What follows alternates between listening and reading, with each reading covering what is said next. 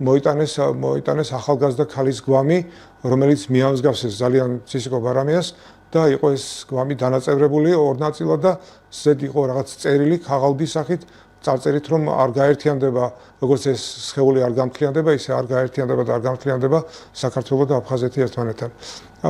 რატო დაჭიდათ ეგეთი სიმბოლური რაღაცები ალეშა ბარამიას ესე ძალადობა თავის მოჭრა და ეგეთ რაღაცები ალბათ მე ჩვენ მამაჩემი ძალიან ბევრ ხანს ცდილობდა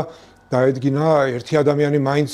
ამოეცნოთ მეზობლებს ან ხმით ან აქცენტით ან მოძრაობით გაგრის ზონა ქალაქი გაგრა და მისი რაიონი არ იყო თან დიდი და იზალადეს ცისიკოზე იყო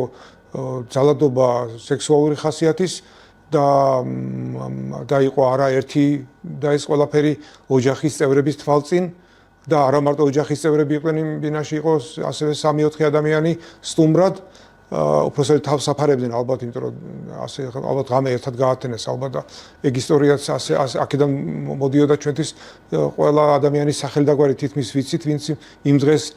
იყო ბარამიების ოჯახში და ძალიან დიდი ხმაურის შემდეგ და ყველაზე მეტად ყავდნენ ნათელას კივილი ყვირილი ისმოდა ყველაზე მეტად და ეს მე ეს დამთავრდა რამდენიმე წუთიანი ავტომატური იარაღის გამოყენებით სროლით და როდესაც უკვე გავიდნენ ეს სიკვდილის რაზმი როგორც კი გავიდა ამ ბინიდან რამდენიმე ხანში მეზობლებმა ნახეს ის სურათი რაც მე აღწერეს რომ იყო ნასროლი ყველა ამ ადამიანზე იყო ნასროლი მათ შორის სისიკოზე ნათელაზე სტუმრად მოსულ ადამიანებზე და ალეშა ბარამიას იყო თავი მოჭრილი ასე იყო მოყოლილი ეს ამბავი.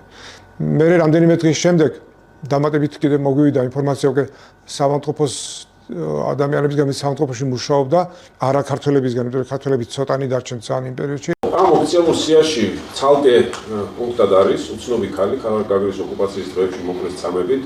ორ ნაწილად დაჭრეს და ქალაქის სამავთყოფოში მიიტანეს დანაწევრებული სხეულში მოთავსებული შემდეგი წერილით. როგორც ამ გუგოს სხეულს ვერ შეერთებთ, ისე ვერ გაერთიანდება საქართველო და აფხაზეთი. არსებობენ წყაროები, კადრები, რომლებიც ამბობენ, რომ ეს იყო სწორედ ცისია ბარამი.